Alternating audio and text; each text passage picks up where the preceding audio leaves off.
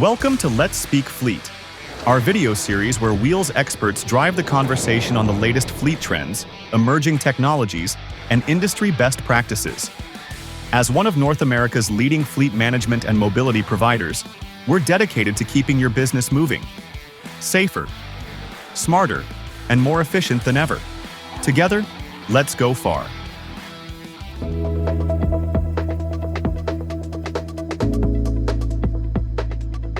Welcome back to Let's Speak Fleet, where we explore the evolving fleet management landscape. I'm your host, Carlos Oropeza from the marketing team here at Wheels, and today we're diving into the topic of sustainability, compliance, and regulations. Joining me is Sara Sweeney, Director of Product Management at Wheels. Sara, welcome. Hi, Carlos. Good to see you. Sara is here to shed light on our topics so you can stay compliant and sustainable. Sara, can you discuss the new SEC rule on greenhouse gas emissions and its impact on fleet?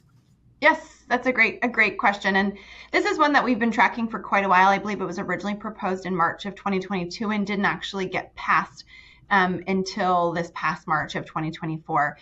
So the SEC climate disclosure really just says that companies that file with the SEC are required to disclose any climate risks they have so that investors have line of sight to that.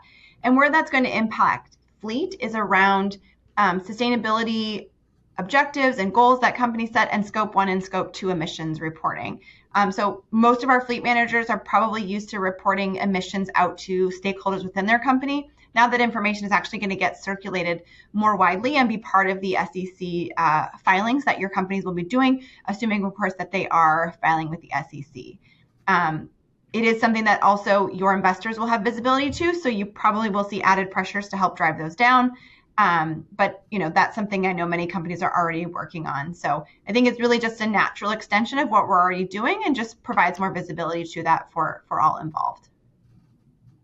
Thank you, Sara. Now, is there any other legislation or regulations to be mindful of that will impact fleet sustainability?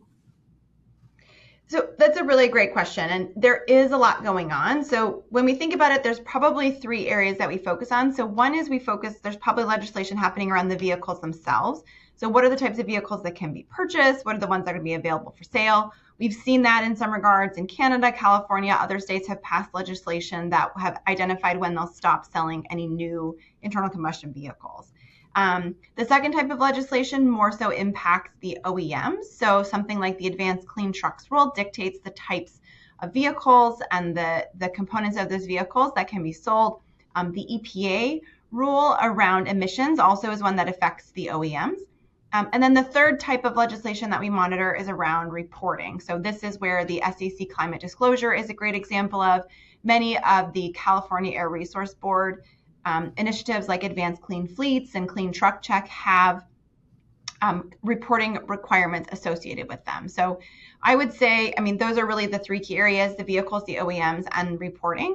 And we are keeping track of them and also trying to work with these legislative bodies and groups where we can to make sure that sort of the fleet perspective is included. A lot of these legislation sound really easy if you've got a fleet of maybe 10 vehicles you're dealing with, but when you've got 10,000 vehicles or 100,000 or even 100, right, it's a bit more complex. So we'll continue to work within our own organization and with collaborative organizations within the fleet space as well to try and make sure that sort of that fleet perspective isn't left behind either. Now, how does telematics help companies comply with regulations like the Advanced Clean Fleet standards?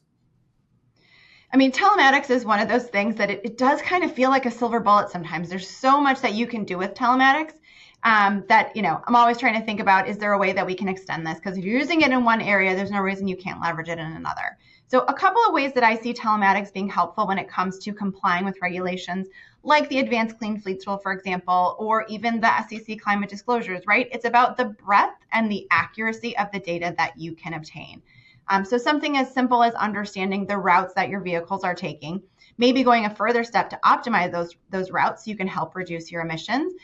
You may also need to consider using, the basics like odometer capture helps you understand how far your vehicles are driving, better understand which vehicles can then be replaced with zero emissions vehicles if you're thinking about the Advanced Clean Fleets rule in California. There is some nuance on the Advanced Clean Fleets rule to vehicles that come into California, even though they may not be plated in California. So using geofencing as part of your telematics solution can help you identify those vehicles that may be plated in other states, but still need to comply with that regulation. The other thing to consider, the Advanced Clean Fleets rule, as you may have heard, doesn't apply necessarily to off-road vehicles or maybe vehicles that are staying in the yard. Now, there are some nuances as always, but using a solution like pool checkout could be helpful to understand, again, when vehicles are being used, by whom, and where they're going. So it can really help you kind of measure those things.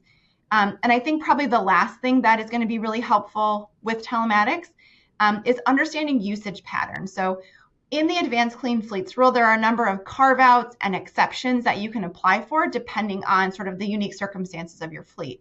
And in order to apply for and be accepted for those exemptions, it does appear that CARB has a fairly high standard of, a burden of proof, so to speak, right? You need to prove that you actually are experiencing or would experience a hardship if you replaced a certain vehicle with a zero emission vehicle. So I think having that data, those usage patterns, seeing where the vehicles are going, how far they're driving, and having that backed up through telematics is going to be a really powerful tool to help, address any questions that CARB might have when it comes to the Advanced Clean Fleets rule.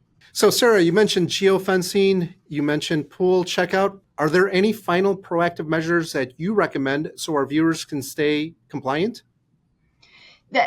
So I would say, yes, proactive is the key, right? There's a lot of things changing. And I think sometimes when change happens, we are maybe inclined to sit back and see how it all shakes out. One of the things that we've seen, especially when it comes to sustainability and electrification, is that waiting back to see what happens is probably going to put you in a detrimental position because some of these initiatives are going to take some time to come to fruition.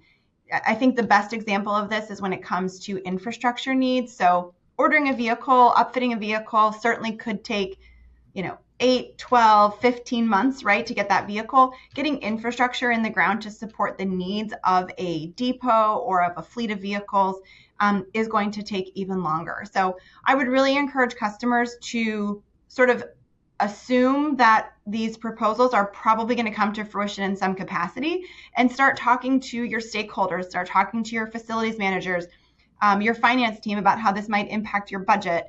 If you don't have telematics yet, please start talking to your fleet management company, to Wheels, and your account team about how you can start maybe just a pilot to really understand the value of that data. But I think it would be ideal to assume that these things we're hearing about are probably going to come to fruition in some capacity, and then start to think about what that means. Start building your plan, start talking to your stakeholders. So that way, if and when they do get signed, get passed, get finalized, you already have a good sort of backlog and know what you need to do and who you need to involve and can really hit the ground running. Those are a lot of great insights. So Sarah, I want to thank you for all the information you shared. So thank you. Thanks, Carlos. And that brings us to the end of this episode of Let's Speak Fleet. A big thank you to Sara Sweeney for her expertise and for guiding us through the complex world of sustainability, compliance, and regulations in fleet management. We hope you found today's discussion helpful. Thank you for watching, and until next time, I'm Carlos Oropeza, and this has been another episode of Let's Speak Fleet. Drive safe, and together, let's go far.